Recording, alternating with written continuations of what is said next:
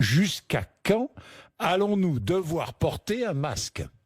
Quelles sont les mesures qui vont être levées en premier? Je ne peux pas encore vous le dire, hein, ça dépendra un petit peu de la nature des foyers, par exemple, qui se déclareront, etc. Si on arrive à vacciner, je vais donner un chiffre comme ça, Oui. 80-90% des Français, parce qu'il faut quand même tenir compte que ces vaccins ne sont pas 100% efficaces, on aura une couverture telle qu'on peut tout à fait logiquement penser qu'on reviendrait à une vie normale.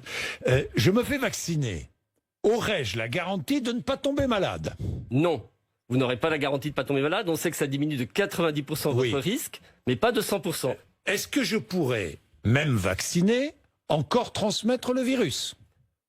Possiblement, vraisemblablement. C'est pour l'instant ce que les modèles singes... Donc je me ferai vacciner, je pourrais quand même transmettre le virus. On ne sait pas encore. Alors, je me fais vacciner, combien de temps serais-je protégé? On ne sait pas. On ne sait pas. On ne sait pas. Et puis, il va y avoir des effets indésirables, y compris des effets indésirables Il y aura graves. des effets indésirables. Il y a toujours des effets indésirables. Et les fameux adjuvants dont Alors, tout le monde a peur. Oui, mais là, ils n'ont pas nécessairement plus... Enfin, c'est pas à cause des adjuvants qu'on a nécessairement des effets indésirables graves. Mais tout vaccin comporte un risque d'effets indésirables graves.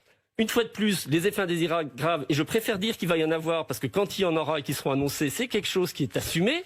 Donc, c'est des choses qui vont arriver, qu'on assume, mais c'est parce qu'on aura atteint cette immunité collective, c'est parce que tout le monde se sera fait vacciner que l'on pourra revenir à la vie normale. Alors je rappelle, professeur Fontenay, que vous êtes membre du conseil scientifique.